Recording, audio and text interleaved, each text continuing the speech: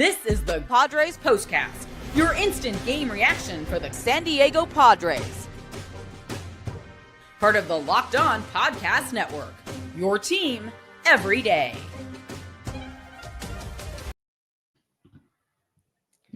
What is up, Padre fan, and welcome to your Padres Postcast on the Locked On Podcast Network, your team every day. And you can see behind me, that's what we have to talk about, for at least from the Padres offense. There's your highlights right there from Game 1 as they dropped their playoff opener to the Chicago Cubs in Chi-Town by the score of 3-1. They took a 1-0 lead in this game with Xander Bogaerts RBI double driving in Jackson Merrill, but there's so much more that happened and did not happen in this game. I'm Jim Grieshaber. Call me Gries. Javi Reyes is here from Locked On Padres Podcast. Thank you for making us your first watch or listen every day. We're free on YouTube. We're free wherever you get your audio version, and we are free on Roku whenever we can get that uploaded. So we have a busy show for you today. They dropped the opener, and unfortunately, it's best 2 out of 3. So they had better get to getting. And by what I saw today and what I'm about to break down with Javi here on the show, I don't really have much faith in what's going to happen tomorrow. So they made the playoffs, all right?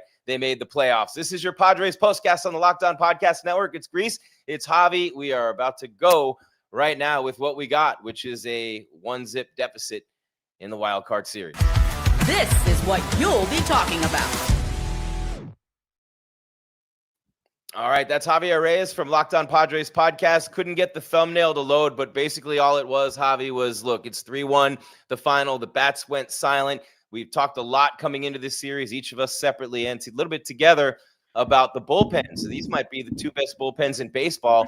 The Cubs looked like it today, and Mike Shildt made sure that the Padres didn't, and more on that in a minute. But it's not fair to start this show with the Mike Shildt criticism. He's going to get plenty of it. And I literally, if you just go back and watch every show I've done in the last week, you just call me Grieshaber because I predicted every single thing, almost word for word, as it was going to happen into tomorrow with Dylan Cease if he made that move, which he did. But anyway, Javi, it's not fair to the diehard baseball fans and to the people who want the truth from us, right? It'd be easy to just hang the manager in effigy. It'd be easy to just make it Mike Shildt's fault, but Mike Shildt didn't get retired 14 times in a row to end the game. Mike Shildt didn't leave all those runners on base. And, you know, Bogaerts with the RBI double, Ryan O'Hearn got robbed twice early in the game by Swanson at short on beautiful plays, one on a diving stop and one on a great over-the-shoulder catch. Both of them would have been RBIs, and it would have been a 3-run, Padres lead at the time instead of 1-0. And then the shadows creep in. That bullpen comes in. Counsell went to the bullpen in the 4th inning for the Cubs today, and he figured that was his best chance, and he bet big and got that victory. Yeah. But it starts with the lack of offensive production today for San Diego. Absolutely, man. And look, like, the defensive thing is so unfortunate because we've just seen so many times like these really good defensive teams in the MLB postseason that while defense absolutely matters, especially when, extended, elongated out through a whole season, right? I think that's where you see the defensive value really start to show up. It's just frustrating to see it when it happens in a small, wild card individual game sample size, but the Padres got robbed. And it almost feels like this isn't what they did, but it really feels like they were like, well, whoop, that's it. You know what I mean? They kind of keeled over here. 0 for 11.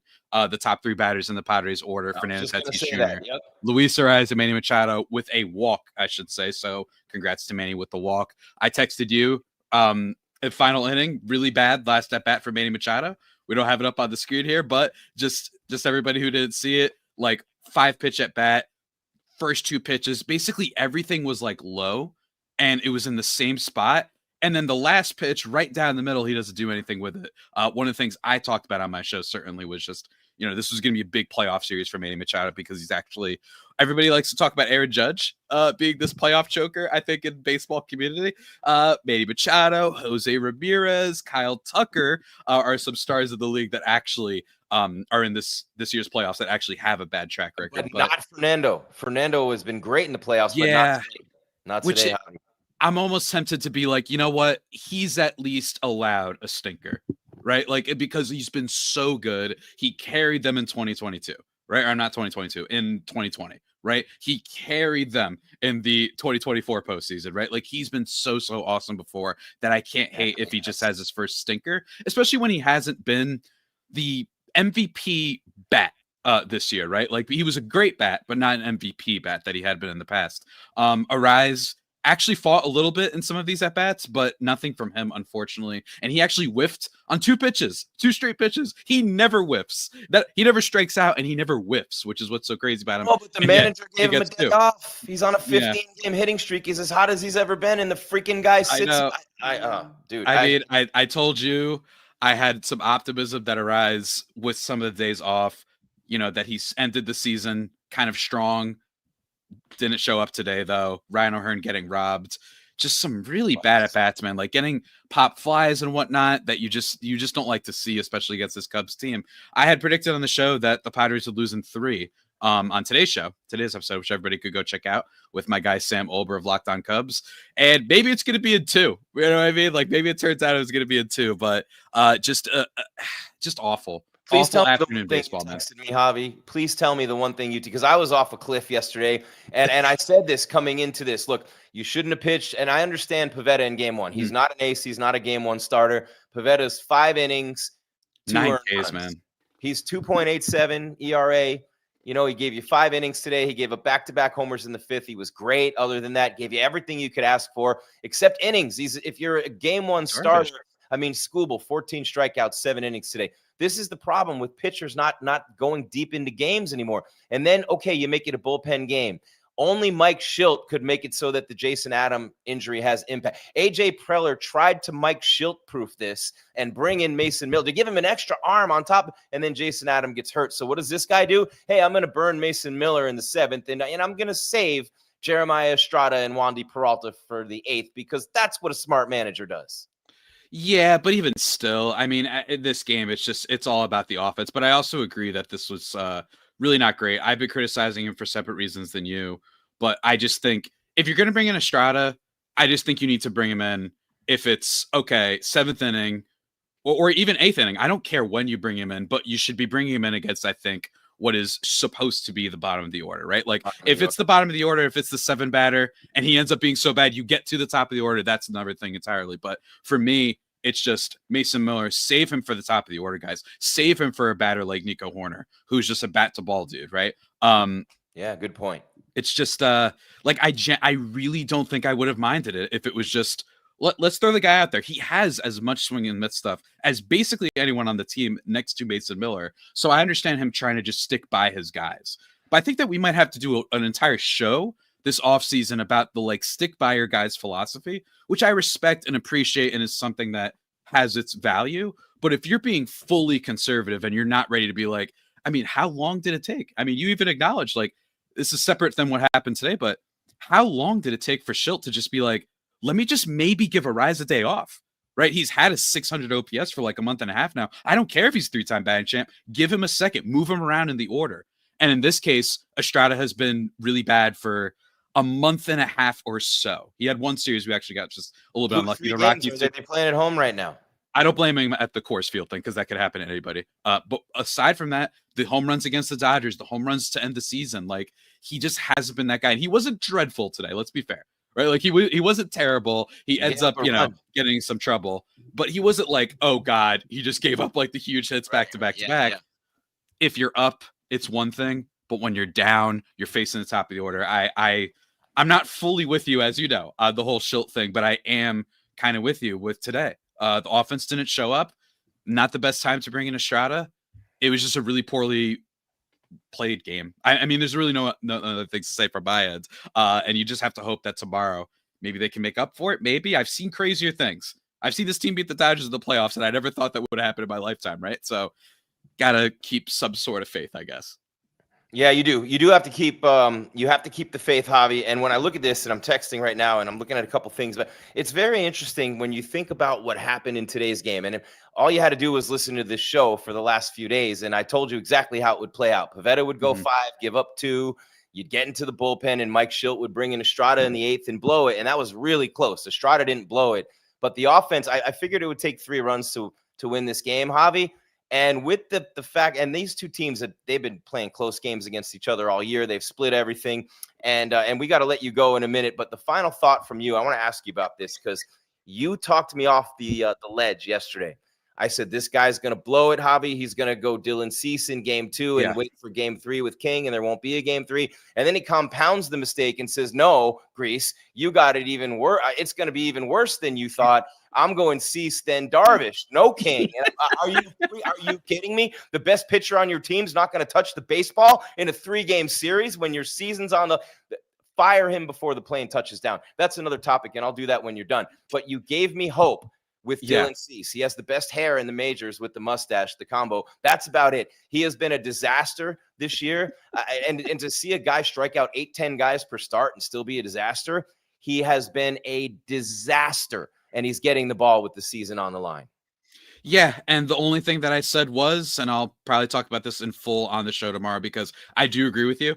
I would not have used Dylan Cease in this game too. I think that Cease could be awesome next year.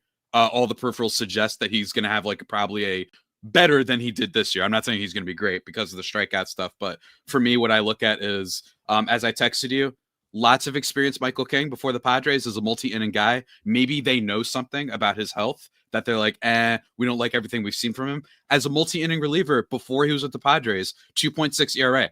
His last 2 seasons with the Yankees, 30% strikeout rate. He's been great in that spot. And Dylan Cease, in 8 starts against the Cubs, with a lot of them in Wrigley Field, 2.47 ERA. So at least there's but I still don't think I would do it, but at least I do see reasoning, right? You know what I mean? At least I'm okay, so at least I understand that. And maybe if he gets lit up, I wouldn't be surprised if Michael King, let's say Cease is bad in the 2nd inning. I would not be surprised if he brings in Michael King right there. I really wouldn't be. If he's all right, well, all hands on deck, let's do this. Maybe he's just saying, I'd rather not have to use Cease in the last game, and I maybe don't want to use Darvish in the 2nd game. Don't hate him for the decision. There's good reason behind it, but we're going to have to see how it plays out, man, and we're going to have to see. And hopefully you and I aren't here live for approximately 75 minutes tomorrow. If they lose the game, I feel like we'll have too much to say. You already committed. If they lose tomorrow, you're doing the full show. Today, you're going to bail because you got another show to get ready for, a lot of big content. Man. Why don't you tell everybody what you have coming their way, Locked On Padres podcast, a little bit later on. That's right. It's not sitting 100% stone, but my guy, Jake Ariani of CBS 8 Sports, we're going to talk about the game. He's doing interviews and stuff in Chicago right now, so maybe he'll have some info to tell us as well for the show. We're going to talk about the Cease decision in more depth and just everything that we saw yesterday. Whether or not the Padres, maybe you could argue they got unlucky. I haven't decided yet. I lead more towards they didn't show up, but I haven't fully decided yet, so it's going to be a lot of fun. This is a safe space, Padres fans. Let your anger, let your sadness and sorrow through, but it's not over yet. And I have seen this team make some crazy comebacks before, so can't fully get off of it. And why get mad now? Let's get mad tomorrow anyway. You know what I mean? Let's save it more for tomorrow's game anyway. Right, you got it. Javier Reyes, great job always, buddy. It's an honor to share the spotlight and the platform with you, the one that you built. That's Javier Reyes, Locked On Padres podcast. You have to forgive me for the TV behind me not having anything on it because the software that we use just would not download. So we have a blank screen behind us, kind of like the Padres have a blank canvas for tomorrow. Jim Grieshaber, call me Gries, Padres postcast, 3-1 the final. It's unfortunate, but it's exactly as I predicted it. It's exactly what I said. If you're an everydayer, you know this. Schilt's going to go to Estrada in the 8th inning, and then he goes to Wandy, and I'm going, you save Mason Miller for that spot. Mason Miller dominated in the 7th. You run him back out for the 8th. I just don't know what Mike Schilt's doing. And at this point, I don't know if Mike Schilt knows what Mike Schilt's doing.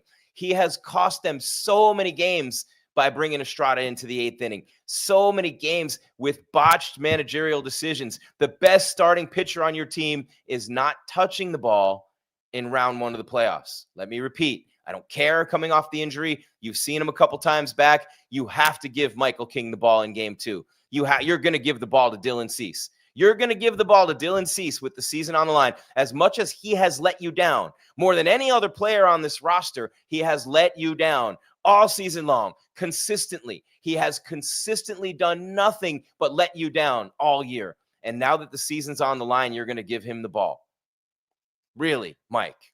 Really? After A.J. Preller went out and got you, what would he have done if he didn't get Mason Miller?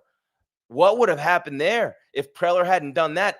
Obviously, if you had Jason Adam, but only Schilt could manage to blow this. I don't think there's another manager in baseball who would flip-flop Miller and Estrada like that. I don't think there's another manager in baseball who would not have Miller close over Suarez. I just don't think that's the case. And I know, well, I mean, I don't know for certain, but I really believe there's definitely not another manager in baseball who would have gone Cease, Darvish, the two most inconsistent players on the team all year long. After Darvish came back, they've been up and down and up and down and up and down. Some of you in the chat have said they'd rather see Randy Vasquez than Dylan Cease or Yu Darvish. That's how bad and inconsistent they've been. I do not understand what he is doing. Now, if Darvish magically becomes playoff Yu, that'd be amazing. But, oh, yeah, if they lose tomorrow, you won't see him either. You will see Dylan Cease in his last game as a Padre. He's not coming back here. He's a Scott Boras client. What in the hell is going on here? What's going on?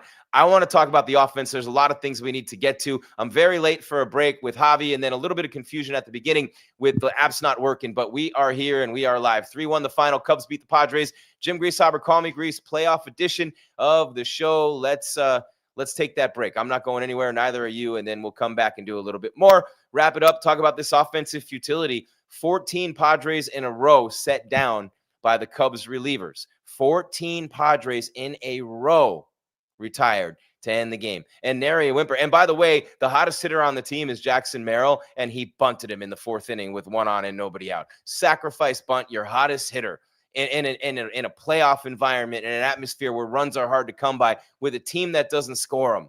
And you bunt your best hitter, the guy who's hot right now. You bunt him. Come on, Mike. Come on, bro. Come on. This is ridiculous. These moves are terrible. And Fernando up there taking 2 in a row to strike out looking. I mean, I understand the second strike was borderline, but the third strike, hanging curve right over the middle, and he lets it go. What is wrong with this dude this year? What is going on? You can't, you're a superstar, man. You're the guy on this team. You cannot strike out looking on a curveball over the middle in that spot. You just can't do it. And he's been great in the postseason. Javi giving him a pass. I'm not. What you did yesterday has nothing to do with today. All right, Padres Postcast. It's Gries.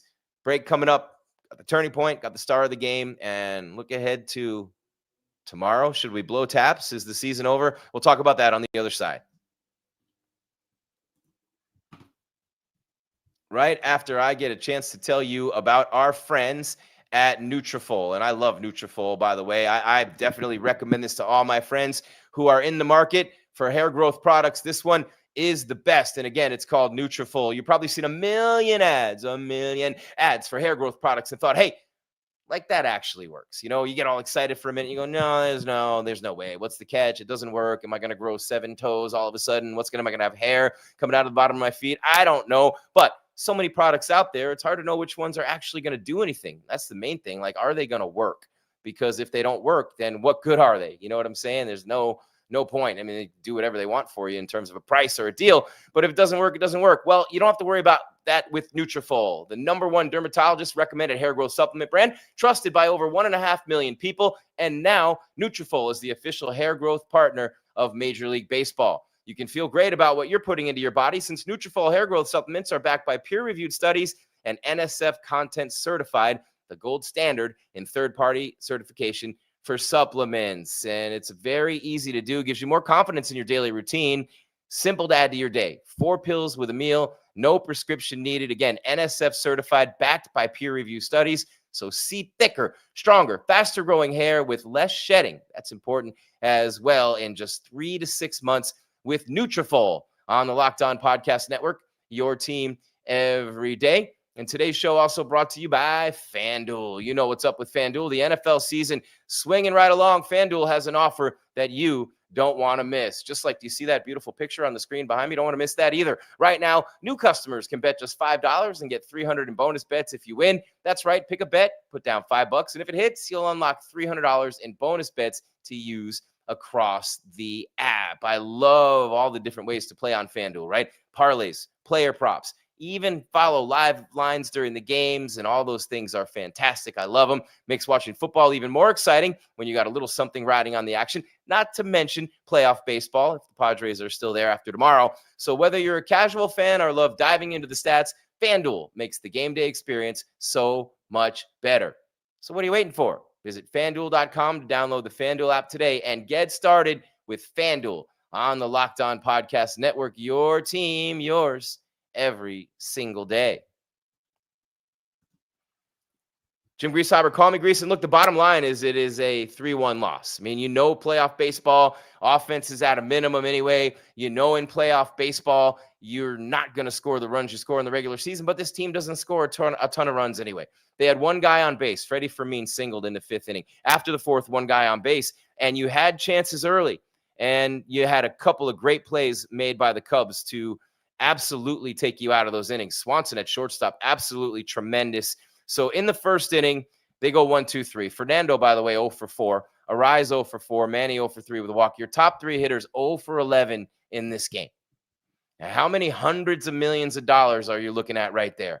I hate to bring in the salaries. Hundreds of millions, and they're 0 for 11. How many hundreds of millions of dollars are you talking about with Tatis, with Manny, and Arise? And they're 0 for 11 today, and they lose 3-1 in game 1 of the playoffs. But that's not all. Bogaerts doubles in Merrill in the 2nd. Merrill doubles, Bogaerts doubles, and there you go. There's your run. So what does Mike Schilt do the next time when Manny Machado walks in the 4th inning? Jackson Merrill comes up. Oh, I'm going to bunt my hottest hitter. Let's do that. Let's do that, Mike. Let's do that. Let's bunt our hottest hitter with one on and nobody out. When you got to get them early, A, because their bullpen's incredible and their starters are nowhere near as good, and B, because that sunlight moves and the shadow comes in, and for 3.5 innings, that shadow's halfway between the plate and the mound, and with these pitchers today, you're not hitting anything, okay? You got to do it. That's a horrible job sacrifice bunting right there. That's a terrible sacrifice bunt, in my opinion. To bunt, and Javi hit me up right away. To his credit, he's like, yo, what are they doing? Why are they bunting Merrill there? And that was it, 4th inning. And then they had the single from Fermin in the 5th. But in the 4th inning, O'Hearn pops out behind short. It wasn't a pop out as much as it was a flare out toward left that Swanson made a beautiful running catch over his back shoulder. And earlier, it was also in the 2nd inning when they looked to get more. Bogaerts doubles in Merrill, and then O'Hearn hits a bullet, and Swanson goes to his right, makes a beautiful diving stop and throw. Unbelievable defensive game by Swanson at short. Saved 2 runs off the bat of O'Hearn alone. But they couldn't get those runs in from 3rd. Less than 2 outs. Couldn't do it. It's been a season-long thing. Didn't do it today. So great defensive plays, yes, but that's been a plague all season long for the Padres. That has been a plague all season long. And then after that, there was nothing. But as far as the Cubs go, it's back-to-back homers in the 5th off Pivetta, who had been cruising, by the way. Pivetta was great today. He's just Pivetta. He's going to go 5 or 6. He's going to give up 2 or 3. And unfortunately for the Padres this year, that's their best pitcher. But he's not their ace. He's not an ace. You had to give him the ball in game 1 because King pitched Sunday. You had to. You were going to hold King out and pitch him game 1, or you're going to give it to Pivetta. So they did not like something they saw with King, and now you have Dylan Cease on the mound. I would be bringing back King tomorrow. I would scratch Cease right now, change my mind, and bring back King. I don't understand this. But Suzuki and Kelly, back-to-back homers off Pivetta in the 5th. He rebounds, strikes out the side right after that. Little did we know that nothing would happen, though, until the 8th inning when Horner hits a sacrifice fly to score Shaw. Oh, no, Swanson. Swanson singles, Shaw sack bunt. Bush intentionally walked. Wild pitch sends the runners over in a sac fly. A wild pitch. And guess who threw it? Jeremiah Estrada. Jeremiah Estrada. The same Jeremiah Estrada who has blown countless games from the 7th and 8th inning on over the last stretch of the season after middle of August and started in Dodger Stadium. Remember the late home run? I screamed about it that day. I've screamed about it every time since. I'm going to continue screaming about it because it's ridiculous that he brought him in. And then comes Peralta. Miller in the 7th. Miller's your best reliever. He's your closer. But even if you're not smart enough to realize that, you have to be smart enough to realize he's your 8th inning guy. Not Estrada. Not Peralta. And I know what he's doing. It's matchups. It's the order. No, Mike, no. This guy has bungled so many games that have cost them home field advantage and maybe the division. And this guy bungled today's game too. Number 1, the offense. Number 2, Mike Schilt. The Cubs retire 14 in a row to end the game. The Padres were doing the same until he flip-flopped. Didn't flip-flop. He's been doing it all along. But Miller should never be in the 7th and not the 8th. He should have at least brought him back out to start the 8th and then get more than an inning from Suarez. I just don't understand what he's doing. The sack bunt with Merrill. And then the bungling of the bullpen as he's done all season long. And I'm sorry, but I have to call it and tell it like I see it. All right, we're running way long. We had Javi for a while. Couple of things to do, short time to do them, starting with this. Time to reveal where the game was won or lost. It's the turning point. Turning point, back-to-back homers in the 5th inning for the Cubs. Suzuki and Kelly. turned a 1-0 deficit into a 2-1 lead, or a 2-1 deficit for the Pods. Pivetta had been completely cruising. That's been the thing with Pivetta giving up homers this year. Back-to-back homers. Can't fault Pivetta. He gave you what you knew he was going to give you. 5, maybe 6 if you're lucky innings. He still only threw pitch count in the 80s. But they probably took him out too soon. Went Morejon, made it a bullpen game too soon. Might have left Pivetta in a bit longer. I don't know. I can't really kill him there. But Merrill sack bunt, and then Estrada Peralta in the 8th with Miller in the 7th, and no Suarez at all. And now it's a 1-game season, and the biggest bungle of all, not giving the ball to your best pitcher in a 3-game series, and you're eliminated and you go home. And you give it to a guy who's not going to be here next year, who's a Scott Boras client. He has a great ERA against the Cubs, and if Dylan Cease proves me wrong, so be it. But he's been the worst disappointment on this team this year, the most disappointing player all year long, the most inconsistent pitcher all year long, and now he gets the ball. Now he gets the ball. Cam Davis says, agree 100% on the sack bunt. Estrada and King, we are in deep trouble because of Schilt today. I've been saying it for weeks. I think everybody's finally catching up now. I've been saying it since the Dodgers series. Remember those 2 Dodgers series in August when they went into 1 up 2, came out of the other one up 1? Yeah, Estrada gave up the big home run there. He hasn't been the same ever since then. Cubs will destroy Cease tomorrow, says Servant of God. I think the bunts were poorly timed, says Edgar. Yep, no doubt. Julio says, I hate Schultz. Get rid of him and bring in Ron Washington. He just got fired. Cease is trash. Should have went Darvish. I'd have picked Darvish over Cease. I'd pick King right now and scratch both of them. I'd bring him back. But King, Boris client, free agent to be, coming off the injury, might be some problems there. You don't know if King said, no, I'm not going on short rest, or if he just can't. I don't know. But the offense was bad today. Fernando taking that called 3rd strike. He's 0 for 4. Manny 0 for 3. Arise 0 for. And this is another thing with Mike Schilt. I'm just going to say one more thing. Your hottest hitter was Louis Arise, 15-game hit streak. He sat him the last game of the season and rest him. You don't rest a hot hitter. Anybody who knows anything about baseball, from beer league softball to t-ball to the majors, knows you don't ever take someone who's streaking and give them a day off when they're red hot. You don't do it. You don't do it. He could not have managed to bungle this thing any worse. The only silver lining, if Cease gets ripped tomorrow and they go home, is that hopefully they fire Mike Schilt, because they're never winning anything with this guy as the manager, which brings me to... This is the Locked On Player of the Game.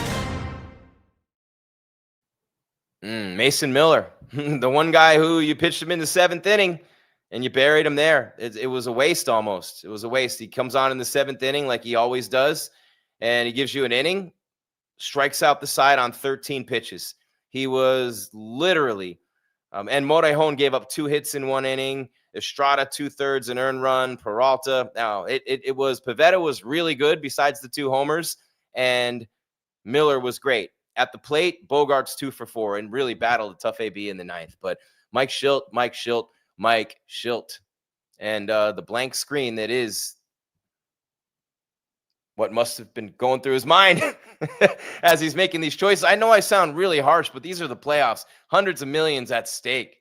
And he's consistently made bad choice after bad choice, and I've been saying it all along. Bad move after bad move. You have been watching or listening to Padres Postcast on the Locked On Podcast Network, your team every day. Jim Grieshaber, call me Gries, 3-1 the final. Game 2, 12:08 tomorrow Pacific time. Cease on the mound for the Padres. And for the Cubs, I mean, look, it's going to be rocking at Wrigley. And, of course, you're not coming back to San Diego. The whole series is at Wrigley. But it is it's a tough one, man. When you look ahead to tomorrow, and you have this game, where is the playoff bracket? Anyway, with the matchup tomorrow with Dylan Cease, and that's brutal. That's just brutal. But the ERA against the Cubs, maybe that'll help. I don't understand any of these things. And, man, do you just hope that the Dodgers lose so you get the moral victory?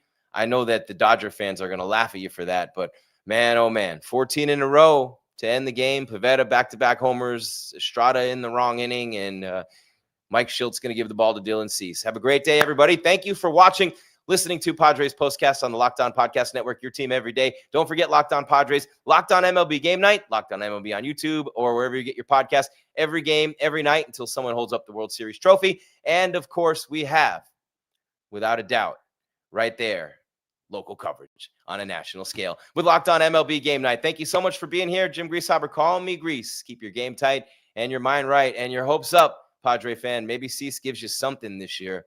I hope. We'll see you tomorrow on the Locked On Podcast Network, your team every day. I'm out.